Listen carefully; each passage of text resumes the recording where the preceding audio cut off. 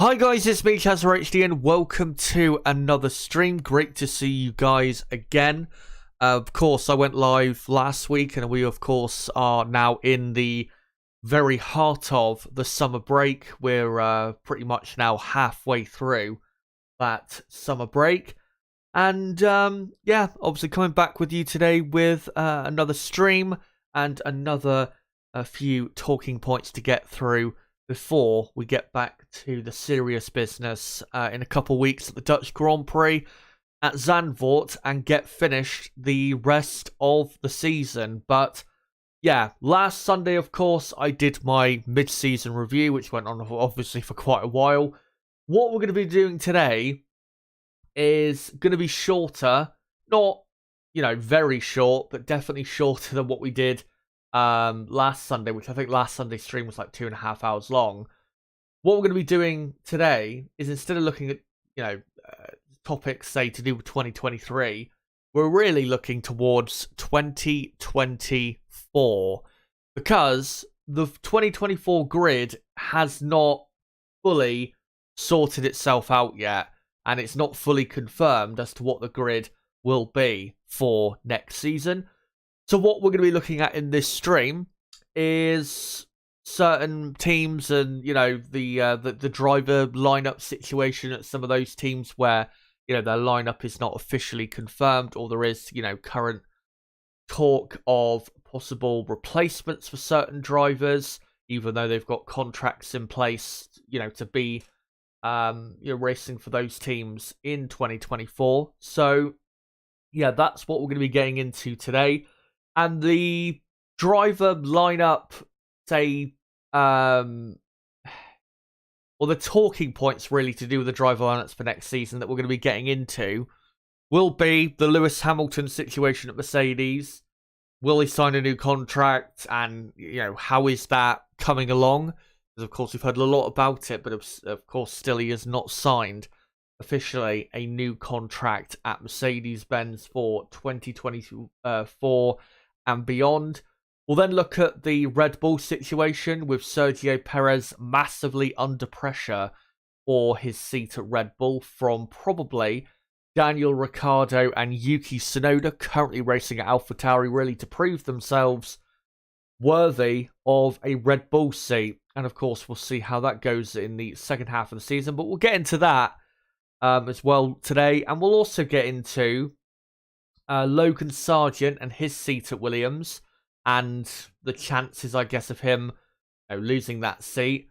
Kevin Magnussen and whether he can hang on to his seat at Haas, and with Zhou Guanyu at Alfa Romeo, man on screen alongside his teammate Valtteri Bottas, we'll look at the situation with him also and whether he will be able to keep his Alfa Romeo seat. So that's what we're going to be looking at in today's stream.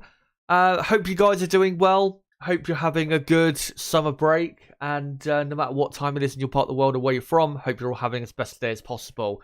And just quickly wanted to say, as you could probably see, if you look at the poll at the top of the live chat, I have started a poll that I want you guys to share your thoughts on between now and the end of the stream. And the poll, or the question I am asking in that poll, is what should Red Bull do with their lineup for 2024?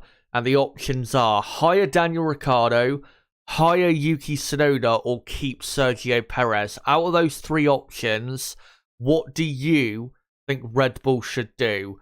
Again, let me know in that poll, and when we get to the end of the stream, I will read out what you guys have to say in regards to that. But yeah, this stream today should be quite a bit shorter than the one last Sunday, so this is not going to be a massively long stream. Hope you guys don't mind, but of course less to go through in this stream than what we did a week ago, where we went through every team and driver and how they performed so far this season. Anyway, let's get into it, and we'll start quickly with the biggest name to do with this stream today, which is Lewis Hamilton. Now, it has been rumoured for quite a while and talked about that Lewis Hamilton will stay on at Mercedes. He will sign a new contract. But officially, Lewis Hamilton still has not signed a new contract. Now, he has in the past. I'm not sure exactly when, exactly what year. Probably, if I was to guess, it was probably either 2017 or 2018. Lewis Hamilton has signed the contract in August before, and it's been officially announced before in August. I think it was more likely 2017, I think, that contract extension. So it's not like Hamilton, has left it this late, or has never left it this late before. He definitely has. But given how much talk we've had over it, but there has been no action done as to the contract being signed, that's what makes this situation interesting. Now, when you hear Lewis Hamilton and Toto Wolff talk about it, this whole contract signing, it sounds like a formality, really. But if it was truly a formality, and we've been hearing about how it's really, was going to be a formality ever since pre-season testing at the end of February, you would have thought by now the contract would have been signed and it would have been announced already that Hamilton was racing, for 2024 and say 2025 with the Mercedes team. But still, we have heard nothing. Whether that's because they're trying to agree on the amount of money that Lewis Hamilton wants to sign on for, whether it's, the amount of years the contract is, who knows exactly. Or maybe Lewis Hamilton is genuinely having doubts as to whether to continue with the Mercedes team past this season. We don't know for sure what is going on, but let's hear from Lewis Hamilton in regards to this situation, because he did talk about the contract situation back in Hungary. Let's just see what he had to say. He said, quote, "Now until the end of the year, we could be waiting," he told media, including race fans at the Hungaroring. Quote, "Honestly, I just don't have any more information to share because it's for the lawyers and continues to be for the lawyers. It's back and forth on some things." And then the second part of it says, "I've not been part of it the whole time. I've been removed from it from the beginning. I've wanted to be able to focus on all the other things that I have going on. So the team are working on it in the background and there's no negotiation left. It's just all small bits."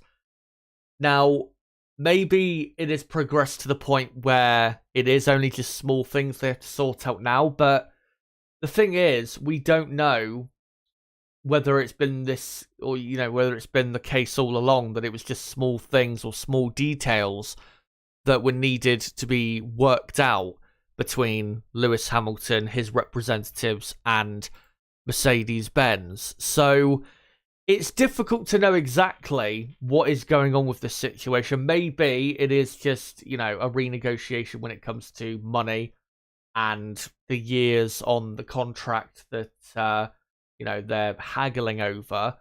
But you would have thought that, let's say, and from what we've heard, this contract, the negotiation for the contract really began back in, January, February time. You would have thought stuff like money and contract length would have pretty much by now we're in August, you would have thought that would have been sorted by now. But maybe it hasn't. And again, it is, I will admit, it is a small possibility, but there is definitely a possibility, we have to admit, that Lewis Hamilton is having doubts as to whether to continue at the Mercedes team for next season. Now, what I think will happen is Lewis Hamilton probably will sign a new contract at Mercedes, but I don't think necessarily it's going to be announced, in the next couple weeks or so. I wouldn't be surprised if it was announced in the next couple weeks, but I just don't think it will be. I think it'll probably be September or October is when I think it will be announced. But as Lewis said, the contract might not actually be announced until the end of the season, which would be definitely a bit more surprising than if it was announced, now or in a couple weeks. funnily enough, before I started the stream, did see a report from one of the top Italian newspapers that Hamilton's new contract is set to be announced either right before or at the Dutch Grand Prix. So we will see whether that is true or whether that is false information. We have heard also in the last, I think, 2-3 days that I think from the Italian press that John Elkann, the Ferrari president, asked Lewis Hamilton to race for them, but Hamilton politely declined. Again, whether that's true or mostly true, half true, who knows how much truth there is in that. But even though, you know, at the end of last season, I did predict Lewis Hamilton to leave not just Mercedes but Formula One at the end of this season, I will admit at this point, most probably he will sign a contract for at least next year. But I think given, you know, how Mercedes have fallen off in the last couple years, I think definitely he has at least had doubts over his future. So, yeah, it might not be as simple as it looks. But yeah, most likely Lewis Hamilton will sign a new contract and be racing for Mercedes alongside George Russell in 2024 and possibly 2025 as well. Now let's get on to the main subject of today's stream, and the most interesting subject, which is who will possibly replace Sergio Perez if Red Bull do decide after this year, which has been a mixed bag really from Perez. He's, you know, at times performed very well. There's been other times where he has been genuinely horrible in that second Red Bull. And even though, factually speaking, Sergio Perez does have a contract to race for Red Bull for next year, but we know, especially with Red Bull, contracts mean absolutely fuck all. Pierre Gasly, for example, had a contract, to race for the rest of 2019 and maybe even 2020 as well. But of course, he was dropped after half season. And even, if you look at a lot of drivers that have been dropped from Toro Rosso in the past, they had contracts that went on a bit longer than they actually did. So we know with Red Bull that, again, contracts don't really mean anything. And if Sergio Perez, when we come back from the summer break, if he performs very poorly, like he did in the middle part of the first half of the season, there is a good chance, especially if one of the drivers at AlphaTauri really starts to consistently put in good performances, of course that would be either this man, Yuki Tsunoda, or the Australian former Red Bull driver Daniel Ricciardo. If one of these two puts in performances that, are consistently good given how slow the car is, and Perez, continues to not perform really anywhere near the standard required for someone of his capability,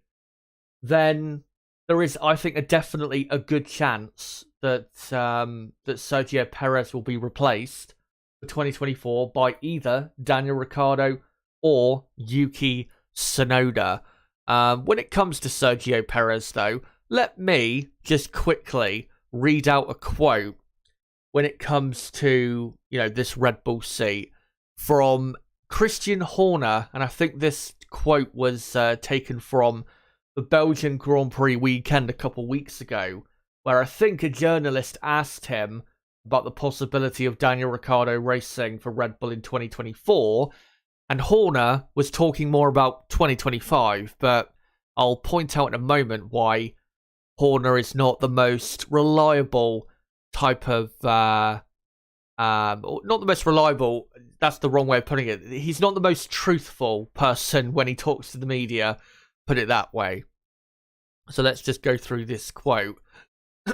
He says, quote, "Obviously the reason that Daniel was brought back into the seat is not because he has long-term aspirations to be an AlphaTauri driver for the next 5 years. He sees it as the quickest route to getting back into a competitive seat." And of course, That is correct. That's why they brought him back. Clearly, his objective is, according to Horner, a 2025 Red Bull Racing seat when we have, obviously, a vacancy.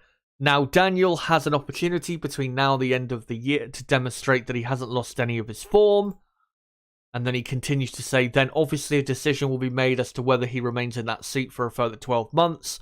But it would obviously be very clear that AlphaTauri drivers and Toro Rosso before that have been placed there to develop them as potential Red Bull Racing candidates. Daniel's very aware of that, and that's his objective. But that wouldn't be before 2025. Now, that might sound pretty clear from Horner in him saying, that there is no available seats at Red Bull Racing for next season. And really, the next available seat is Sergio Perez's seat for 2025, because officially, Sergio Perez does not have a contract for 2025. He only has a contract until the end of next season. That's all true. And, again, what he's saying here, it sounds pretty clear and stern. But we know with Christian Horner that his word is not exactly something to trust, really, that much. Because this is the same guy that, 2, 3, 4 days? How many days was it before Pierre Gasly was sacked from Red Bull in the mid part of 2019? Literally came out and said that Red Bull had no plans to get rid or replace Pierre Gasly. And then, it was literally 2 or 3 days later they announced that he was dropped to AlphaTauri and that Alex Albon would be his replacement.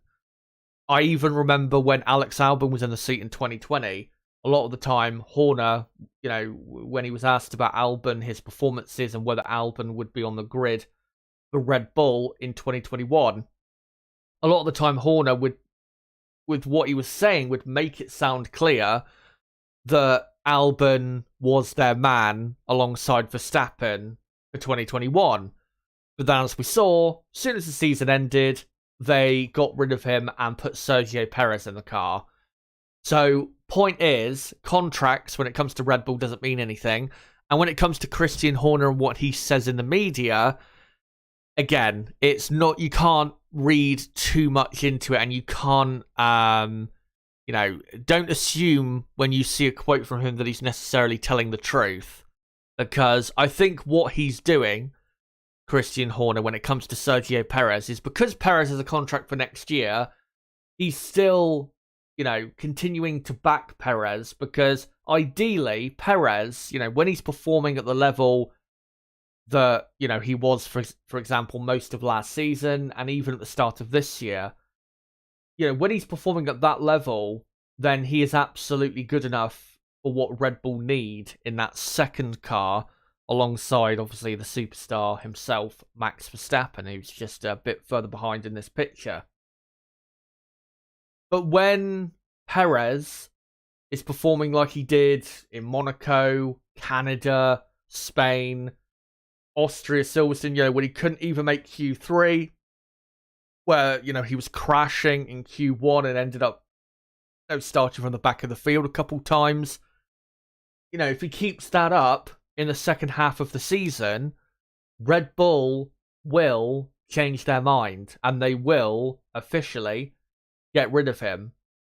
So I think absolutely his seat, Sergio Perez's seat for 2024, even though he has the contract and Christian Horner, says that, there is no vacant seat for next year, I just don't believe that. Again, because of Horner's previous of, saying one thing and then the other being true from the past when it comes to certain Red Bull drivers. So, when it comes to Sergio Perez, of course, if he continues to perform like he did at the start of the European season, and really up until, say, the Hungarian Grand Prix, if he continues to perform like that, Red Bull will look to replace him because they need a more reliable number 2 driver than him if he performs like that.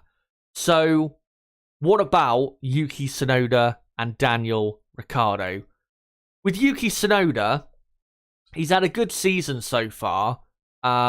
He's had, a couple really good points finishes. There were other races where he should have finished in the points, but was either given an unfair penalty or had bad luck.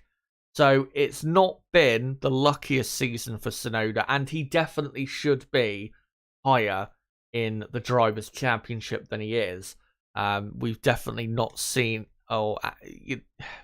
he's not, or AlphaTauri, they appear in the championship with only 3 points to have been terrible this season, but in context, they've been a lot better than it seems.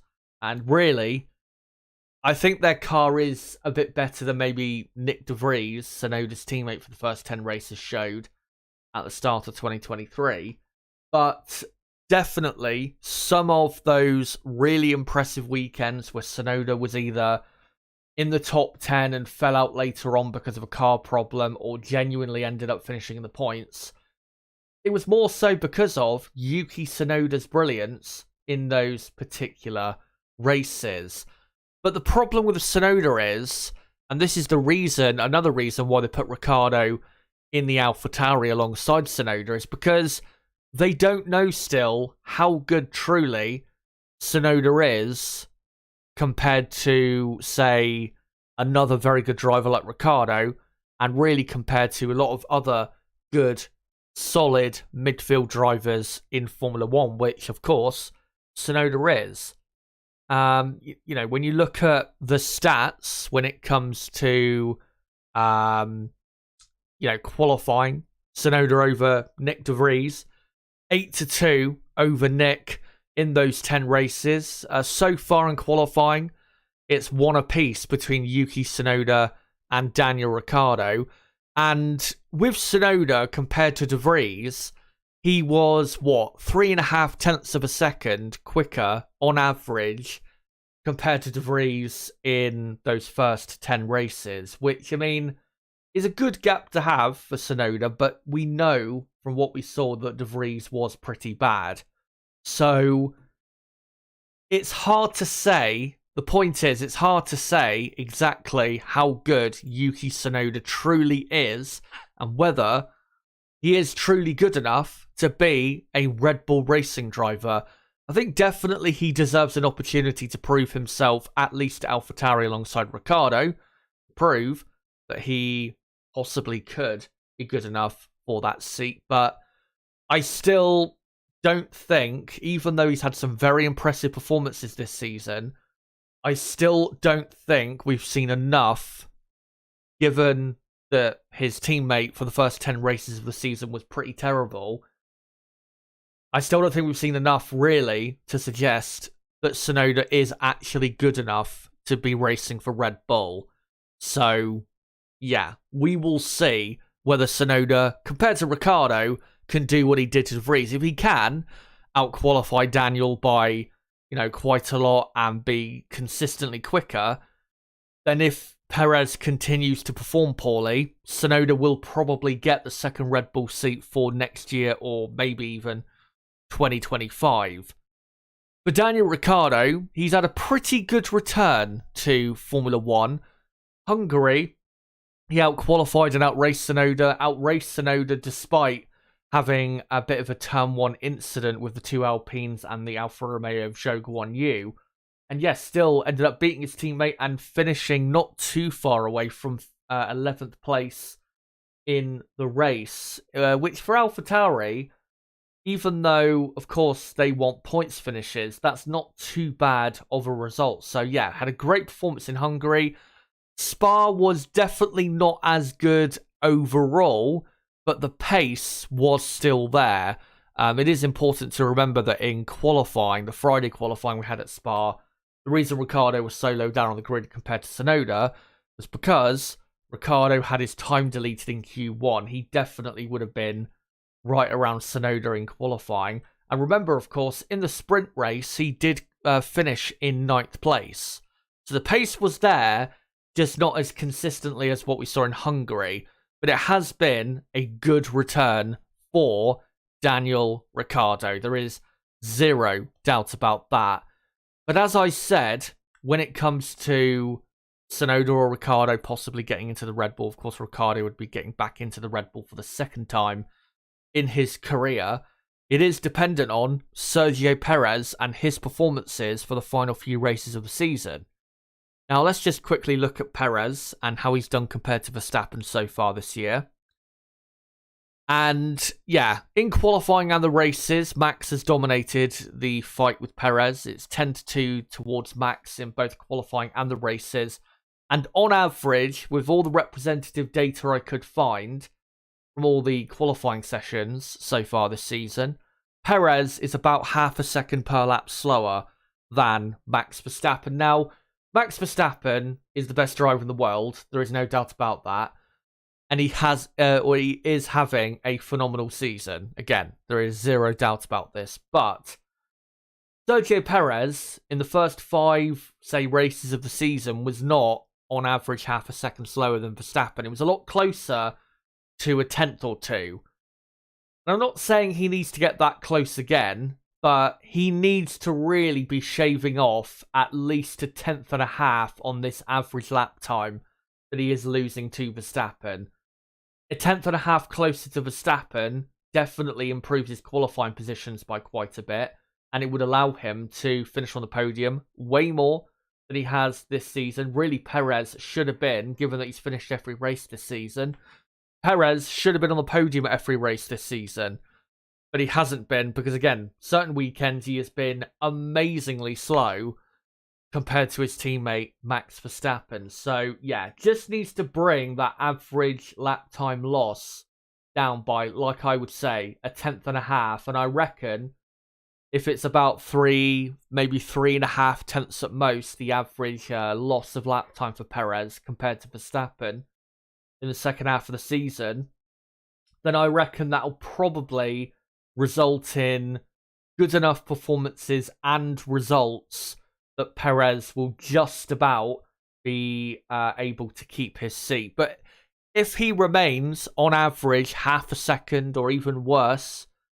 slower than Verstappen, then the chances are they will look to replace him because they need someone who is not that far away from Verstappen. They need someone who isn't necessarily quicker or as quick. They need someone who is going to be, say 2.5, 3 tenths of a second on average slower than Max. And that's what Perez, say, was a lot closer to, again, at the start of this season and also in 2022. At certain times, he was, a lot closer to that type of average time loss compared to his superstar championship winning teammate. So really, all the talk about Ricciardo and Tsunoda who could replace Sergio Perez, but really, again, it is all about Sergio Perez, and it is dependent when it comes to his seat at Red Bull for next year. It's dependent on what he does. If he performs to the standard that Red Bull need him to perform at, he'll keep his seat. I have no doubt about that. But if he doesn't, I think Red Bull will very swiftly replace him with either Ricciardo or Tsunoda. And like I said, guys, I do have a poll running in the live chat where I've asked you guys, what should Red Bull do with their lineup for 2024? The options are either hire Daniel Ricciardo, hire Yuki Tsunoda, or keep Sergio Perez. Let me know out of those options what you think Red Bull should do. For me, at the minute, it's too hard to say because it's really dependent on what Sergio Perez does. If Perez performs like he did at the start of the season, which was, pretty good, then they should keep him. But if he, if he fails to make Q3 a lot again and is regularly fighting, for positions outside of the podium, like he was around, May, June, and July quite a lot, then I think definitely they need to look quite closely at a replacement again for either or from either Ricciardo or Tsunoda. So we will see what happens there. But again, all dependent on Sergio Perez. But let's get into a few more drivers, or 3 more drivers, when it comes to this 2024 driver lineup analysis. And let's quickly go on to Logan Sargeant. Now, Logan Sargeant, I'm pretty sure his contract is only until the end of this year. I think I have that right. Let me just quickly check that. And yeah, Logan Sargeant, his contract is until the end of the year. Now, we've not heard with Logan we've not heard any rumours as to a replacement for Logan Sargeant. Maybe that's because Williams are dead certain on keeping him. That would, of course, be great for the American and fans of Logan Sargeant. But the reason I am bringing him up in this stream is because I don't believe Logan Sargeant right now is performing well enough to be good enough to be in Formula 1. And I will quite simply prove that with a stat that I found earlier, or a couple of stats. So, not only has he been hammered by his teammate Alex Albon in qualifying and in the races, he's not been able to beat his teammate once this season in either qualifying or the race, but with the representative data I could find from certain qualifying sessions where, they were running in similar track conditions, Logan Sargeant was on average 6.5 tenths of a second slower than Alex Albon. Now, Alex Albon has had a good season. There is no doubt about this. He, especially in the last few races, has been pretty consistent with his quality. But Alex Albon is not a Fernando Alonso or Lewis Hamilton caliber of driver, which Logan Sargeant is making Alex Albon look like. He's making Albon look like he deserves to be a top Formula 1 driver, when I think in reality we know Albon is more of a, maybe it's a bit harsh to say a midfield driver, but he's one of the top, say, midfield caliber drivers right now in Formula 1. Albon, Ocon, Hulkenberg, drivers like that, I would say, at the top of the midfield caliber type of drivers. So, for Albon, who is quality-wise about middle of the pack, for Logan to be this far off on average per lap, per qualifying lap, I'm sorry, it's not just not good enough, it's embarrassing. It really, really is. We hammered Nicholas Latifi for being terrible, and he was miles off Albon. And I'm not sure exactly how far Latifi was off of Albon in 2022, but we're still miles off him on the average lap time loss, and we hammered him for it. But for some reason with Logan Sargeant, I've not heard anyone rightfully criticise him. I know he's a rookie, but, being a rookie does not excuse you from all criticism. And yes, when it comes to certain Grand Prix, or certain tracks, where Logan has not raced at before, definitely we should take that into account. But there's been other racetracks, this season where Logan has the experience, yet is still miles off the pace of his teammate. It's simply not good enough. And as far as I'm concerned, Williams should be looking to replace him for next year. Because I have not seen at all this season, from the start of the year to now, I've not seen any sign of improvement from Logan Sargeant. For example, I think the greatest example of just how far away Sargeant is Alex Albon, qualified in the top 10 and finished in the points at the British Grand Prix at Silverstone. Williams had a genuinely quick car that weekend. Their car was quick enough to finish in the points, as we saw all of that weekend. Like I said, Albon, he qualified 8th, finished in 8th place.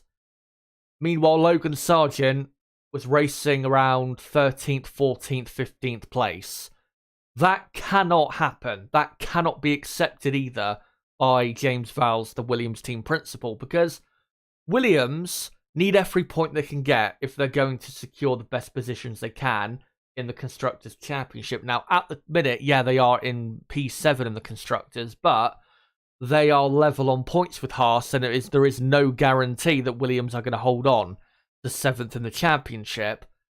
And in the future, if Williams are still around about as quick as they are now, they need 2 drivers that can, provably get points in cars that are as quick as the Williams car is right now, rather than having to rely on Alex Albon. And don't get me wrong, Alex Albon having a very good season. Definitely, he's better now than he was back when he was at Red Bull in 2020. But you can't expect Albon to do everything. He's not going to be on it every single weekend. He's going to have his off weekends or weekends where he gets struck with bad luck. And when that happens, Williams need a reliable and not just reliable, but they need a teammate next to Alex Albon that is pretty much on Albon's pace, that can make up for whatever shortcomings that Albon has, whether it's Albon's fault or not. Which is why I do believe Williams should be having a serious look at replacing Logan Sargeant. You may be asking, though, who should they replace him with? The only people I can think of, really, in terms of possible replacements for possible replacements for Logan Sargeant. One is obviously Mick Schumacher, one that was talked about a few months ago, but all of that talk has really quietened down. I think definitely Williams should have a look at signing Mick Schumacher, because I think Mick, for one, I think he is better than Logan Sargeant. It's not a massive difference between the two, but I do think Mick is better and definitely more consistent than Logan. And I think Mick definitely deserves a second chance in Formula 1, because I don't think he was given necessarily the fairest crack of the whip at Haas. So you've got him, but also with some uncertainty still when it comes to Zhou Guanyu at Alfa Romeo. Even though I'm not the biggest fan of Zhou, I mean, he is still consistent to a certain degree, and I do think would probably be closer to Albon on lap time than Logan Sargeant has been. Even if it's only a 10th or 2 closer, that would still be something. And plus, Zhou does have the experience. He is, I think, a couple years older than Logan is. And again, for Williams, and I know this is something that I do tend to rail against, but it is factually important for teams like Williams. Of course, with Zhou, he does have quite a bit of sponsorship money that would be quite helpful to the Williams team for them trying to, get their new facilities online. So maybe look at him.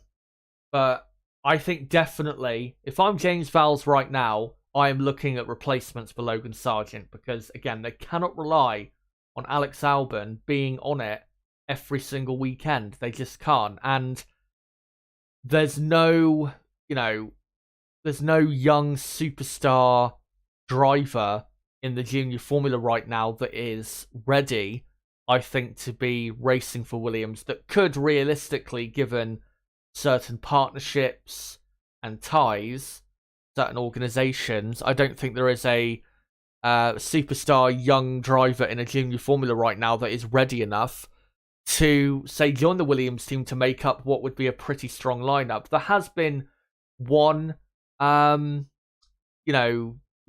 for the future touted, such as Kimi Antonelli, who is a very exciting talent currently in the Formula Regional European Championship by Alpine Series.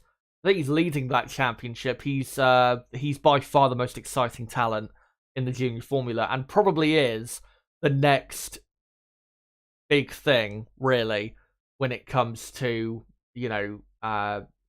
elite motorsport talent. but he's probably not going to be ready for Formula One until at the very least 2025, probably not until 2026, I would imagine. And of course, Kimi Antonelli is a part of the Mercedes Driver Academy. And of course, Williams do have those ties with Mercedes still. James Vowles, of course, came from Mercedes. I assume does still have some sort of relationship, good relationship with Toto Wolff.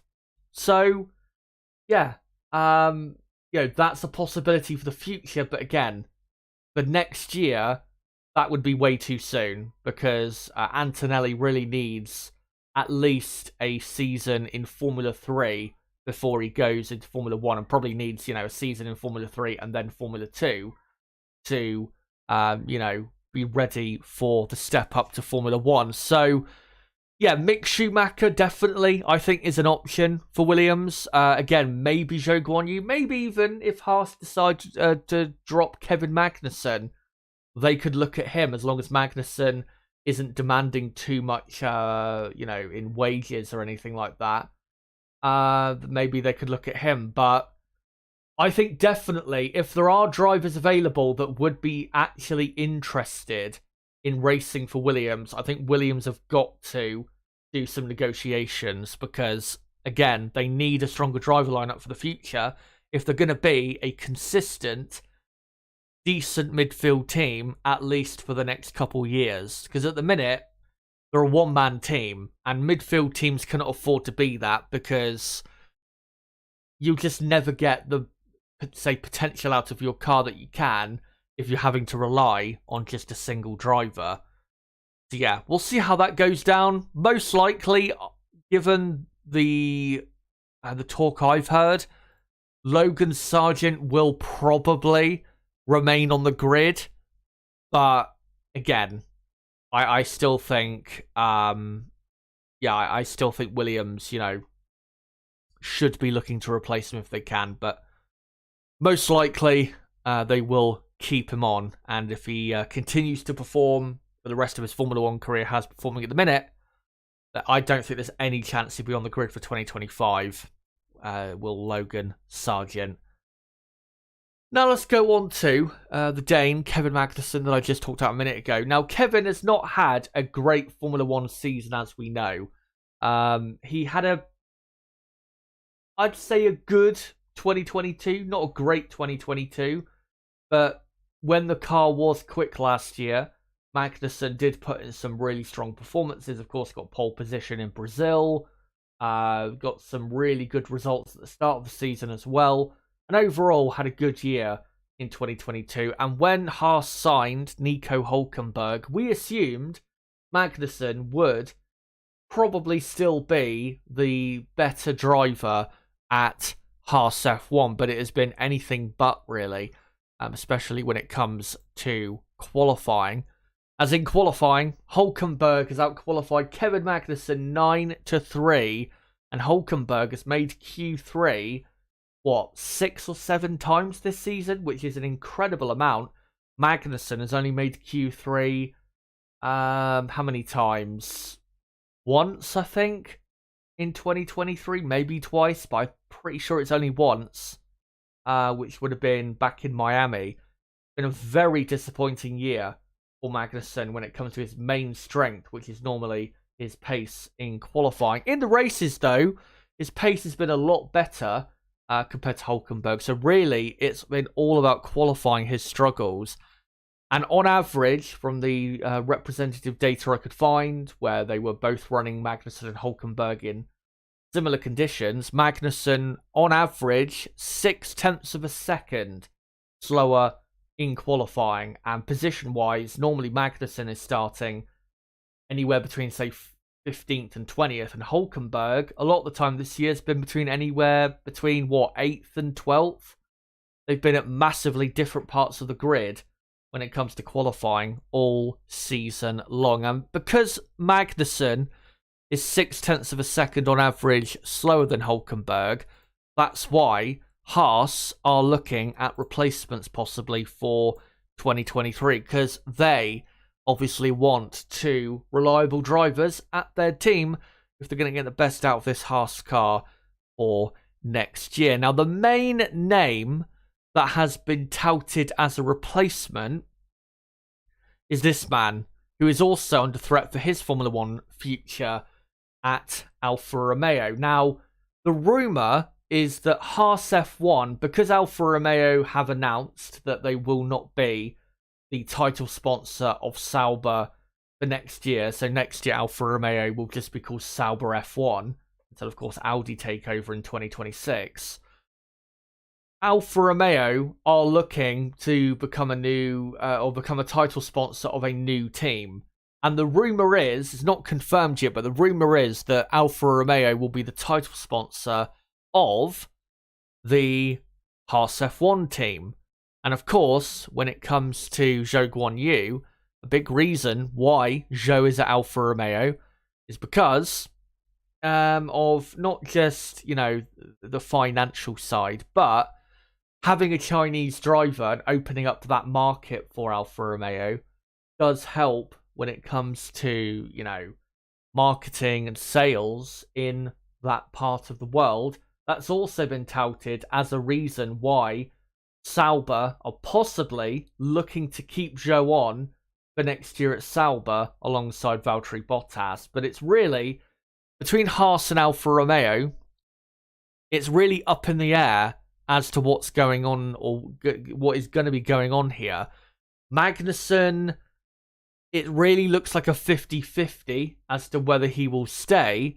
And then from what we've heard recently from Sauber, with Zhou, it honestly sounds likely that he's going to stay, which I think is totally wrong.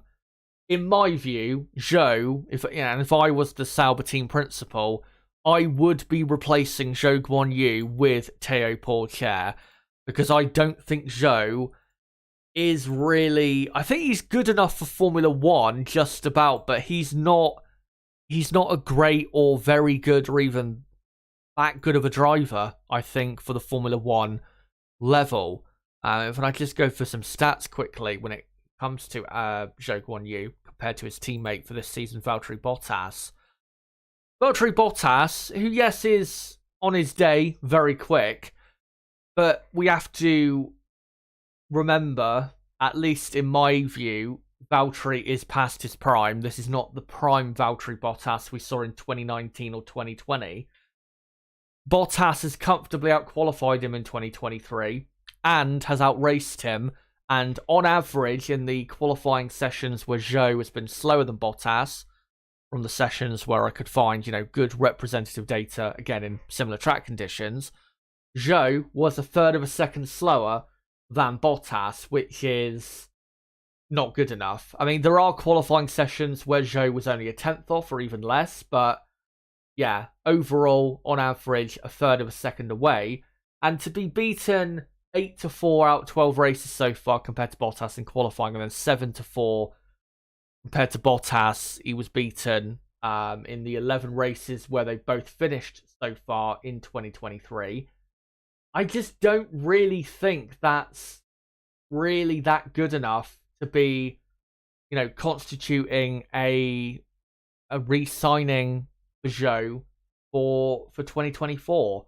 And given you have, with Sauber, a very exciting prospect in Theo Pourchaire in Formula 2, who is part of the Sauber Academy, a few years younger than Zhou, and is currently leading the Formula 2 Championship in a Formula 2 field, by the way, that is more talented, I would say, than the F2 field that was there when Zhou was racing in Formula 2, say in 2020 or 2021.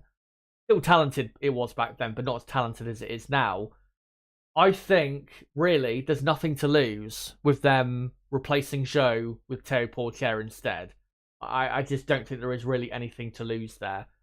Because even if Theo does not perform as well as we hope, he will probably end up being or performing like Zhou is now. So what really is the loss with putting Theo Pourchaire in that car? So as far as I am concerned, Sauber should line up next season with Valtteri Bottas and Theo Pourchaire in their car. That's what they should do. Whether that's what they will do is a completely different story. Again, from what we're hearing, sounds like Sauber are going to keep the same lineup, which is depressing, really, because that lineup is such a dead lineup. And with Pourchaire put into that team, it would be a lot more exciting. Plus, for Sauber, if Theo does come into Formula One and live up to potential, then they've got a lot bigger chances in 2024, even 2025 and beyond, of better results. Because with Zhou, he's a guy who's going to pop up once in a while and get a good result, but most of the time will just be bang average. That's what Zhou is. When Theo, I think, has a bit more potential than that. And we have to remember again, Theo Pourchaire is quite a bit younger than Zhou Guanyu is. Zhou is 24 years old, and Theo is what? Is he 20? No, still 19. He turns 20 actually next Sunday, does Theo Pourchaire. So, given what Theo has already done in his, junior Formula career, he won, was it ADAC Formula 4, the French F4 Junior Championship. He was very competitive in Formula 3 in 2020. Was it 2020? Let me just look. Yeah, he finished second in the championship in 2020. In 2021, at just 17 years old, Theo finished in 5th. And then was second, of course, last year to Drugovich, but Theo was very unlucky with his car at times. And then this year is just about in the lead. So I think it's pretty clear who the better driver is, and it's pretty clear what they should do, but what they should do is not necessarily what they will do. So yeah, most likely at the minute, it's probably going to remain the same at Sauber, but let's keep our fingers crossed they go for the right driver lineup, which would be, again, Bottas and Pourchaire. For Magnussen, I think Haas probably should look for a replacement. The problem for Haas, though, is where is that replacement? I don't think there is really anyone ready right now, realistically, they can sign that is going to be as good, if not better, than Kevin Magnussen. Maybe they could look at IndyCar. That's definitely a place they could look, maybe, outside of the box for a driver to, match Hülkenberg a lot more in 2024. But really, given that Haas are still, deeply connected with Ferrari, and of course Ferrari still have quite a bit of talent in their driver academy, Ferrari's biggest talent right now is Oliver Bearman, who is, 18 years old, is the most exciting British talent outside of Formula One. And he's not going to win the F2 Championship, Oliver Bearman, this year, but probably will win it in 2024. You would imagine, given that he's racing one for a very good Formula 2 team, plus he is incredibly talented when he is on form. And of course, as he gets more experienced at this level, he should get more consistent, which of course really is what transforms the good to the very great. So really, Bearman is an option for the future, but I'm not sure he is an option for next year. I think Bearman is probably an option for 2025 rather than 2024. So I think, personally, the best thing for them to do is to keep Kevin Magnussen and see if he improves in 2024. And we have to remember again, if I go back to it, even though he's not been good in qualifying, in the races, he has been very strong. So there is potential there.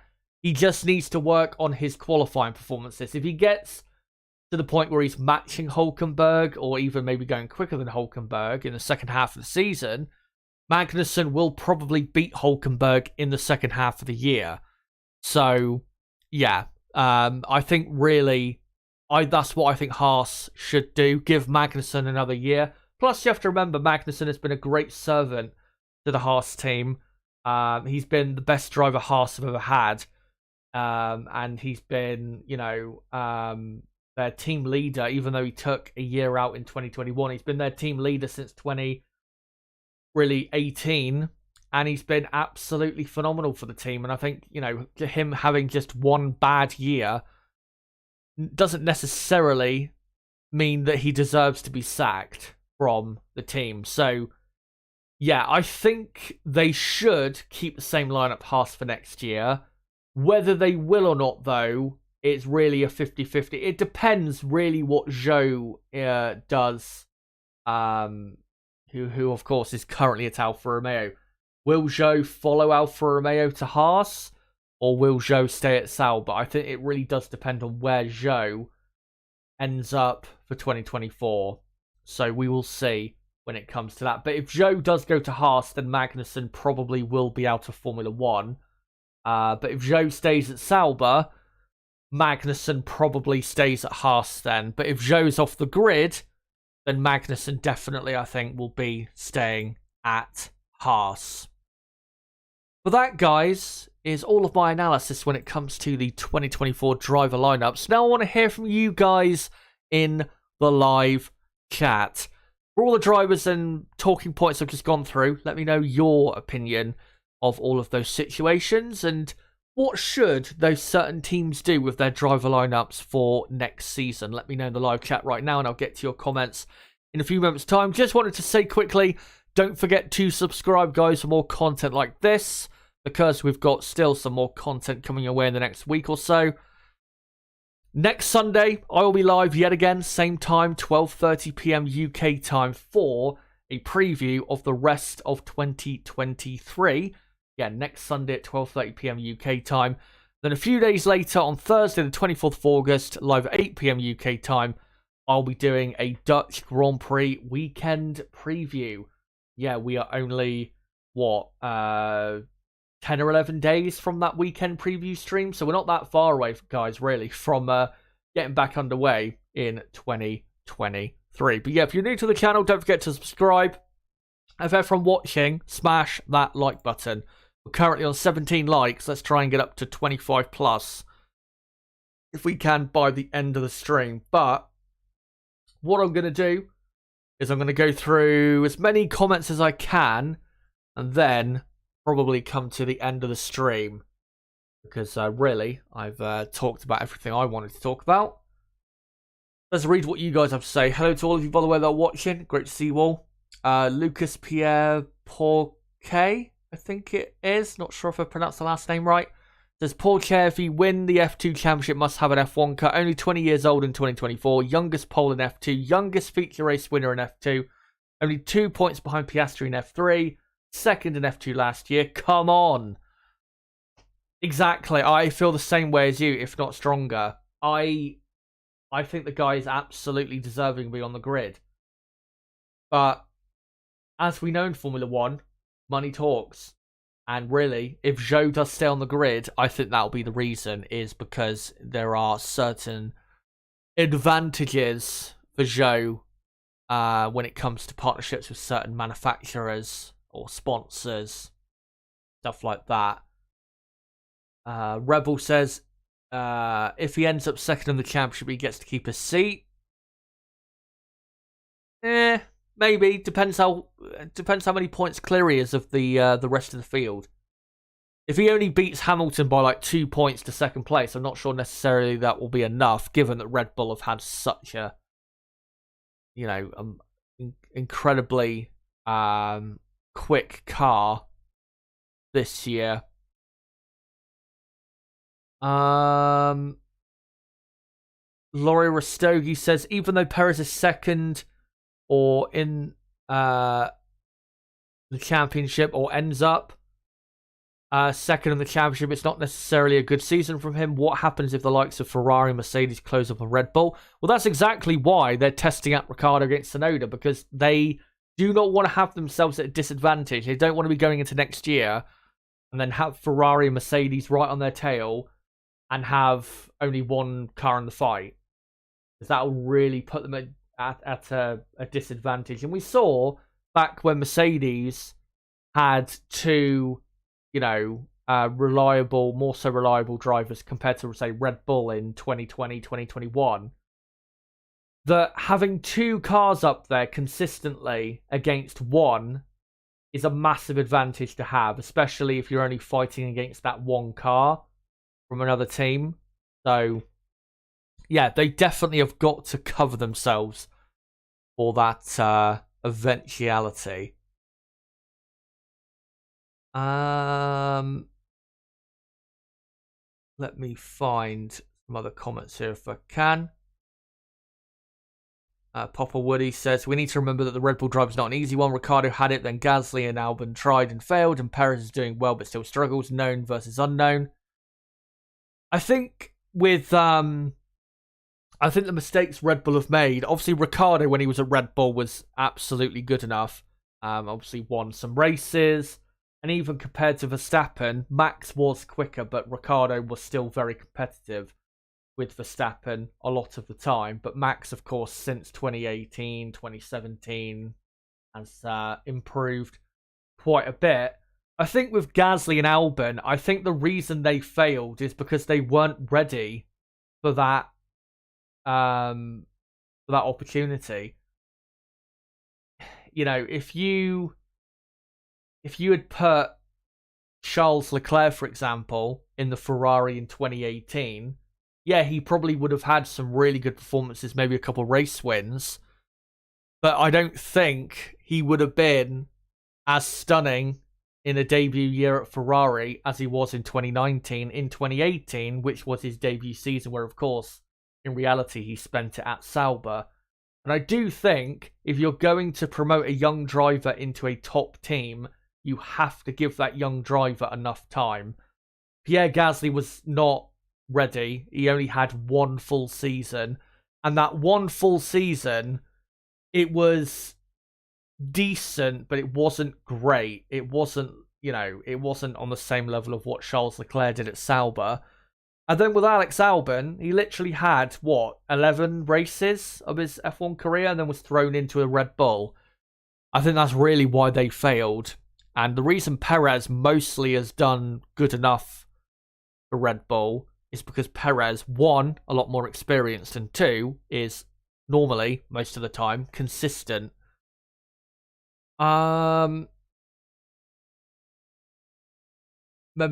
says Logan is an American, so I guess that plays a role. Yeah, but I don't think it plays a role as much as people maybe make out, but it does definitely to a small extent.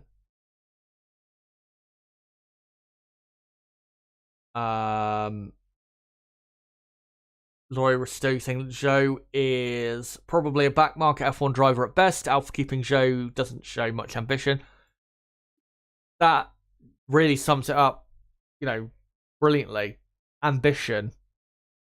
Given that Sauber, or Alfa Romeo for this year, Sauber for next year, and then Audi, they'll be in 2026. They need to be really looking for a strong driver lineup, because even if they turn up in 2026 with a really good car, if they don't have the drivers to deliver on the potential the car has, it doesn't matter really how good of a car you produce in 2026 or even for next year or 2025. And they need to look for what is the best driver lineup they can put out there, rather than what is convenient for marketing and sales. If that's what you're in Formula One for, you're never going to be a success.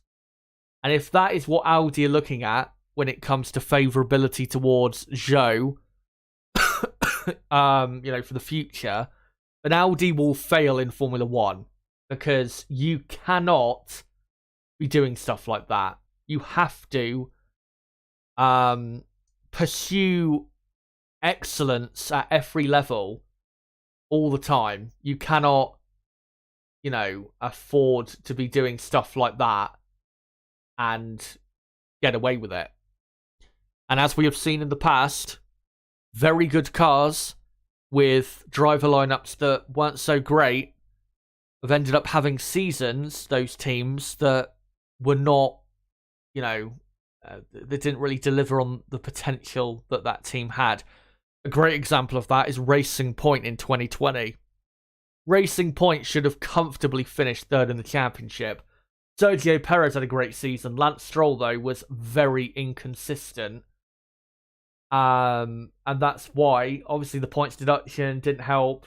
Perez missed a couple races because of COVID, which didn't help. Even Stroll missed a race because of COVID. But, not a good enough driver lineup for that type of car. It cost them, really, third in the championship, which still should have been comfortable, even despite that small points deduction. Papa Woody says, just want to let you know I love this show, Chaza. Thank you very much.